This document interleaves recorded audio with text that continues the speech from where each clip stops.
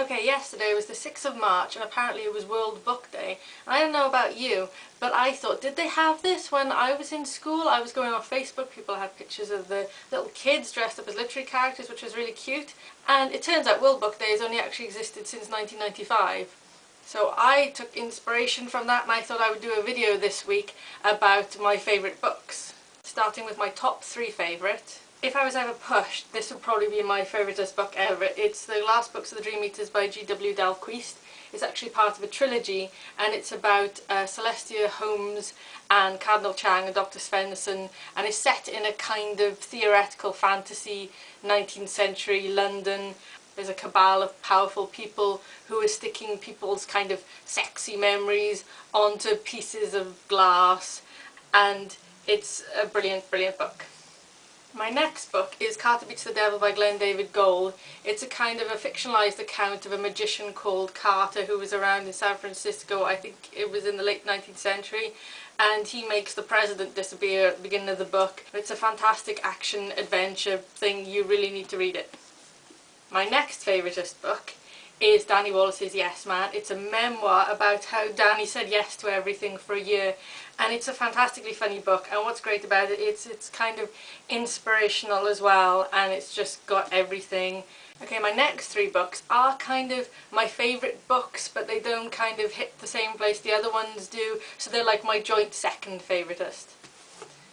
First one, Bridget Jones's Diary by Helen Fielding. I originally read this when I was 16 and it was very special to me, and I think people kind of overlook how important a book it was now because everyone's seen the film, which is not good, and it's kind of diluted the meaning of it. The fact is Helen Fielding was really good at looking at the kind of eccentricities and peculiarities of people, of Bridget.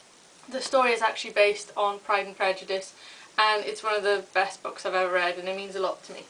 Okay, my next book is A.M. Holmes' This Book Will Save Your Life. It's about I think he's a stockbroker living in Los Angeles, and he's kind of lost touch with the world. He's kind of got into this very macrobiotic diet, very healthy way, insular way of being, and there's all these kind of stories that happen to him, and it's just a great sort of eccentric, entertaining, funny book. My next book is Douglas Coupland's J-Pod. It's a fantastically entertaining book about a group of people whose names all begin with J and somehow end up in the same office together. I think they're programmers. It's brilliant because it's not one of those things where you're racing towards the end. There is a story to it, but mainly you just enjoy the different people and the setups and the stories in it, and it's very funny. Now, in the depressing but brilliant category, first book is my favourite D.H. Lawrence book, Women in Love. It's a brilliant narrative about people and romance and how they try to love each other or can't, but there is a certain amount of kind of darkness and tragedy to it, like there is in all of D.H. Lawrence's books. I think this is his best. The Rainbow is actually where these characters are first introduced, but I think Women in Love kind of supersedes it. My next book is A Time Traveller's Wife by Audrey Niffenegger. This book stomped on my heart. It's about a librarian called Henry de Tamble who has this genetic disorder that makes him travel in time, so he can never really stay with the woman he loves, and it's romantic, but it's kind of cruel and heartbreaking, but it's such a brilliant story and it's well worth telling, but you know, brace yourself. The third of my depressing but brilliant books is The Fault in Our Stars by John Green. It's about a teenage girl with cancer and the boy she falls in love with, and it's a book that's never been written before. It brings up lots of uncomfortable truths about what it means to have cancer. It's complicated and dark and funny, so please just give it a whirl, but you know, it will break your heart. My next 2 books are classics, War of the Worlds, Pride and Prejudice. They're both fantastic books. I read both of them after knowing the stories for years.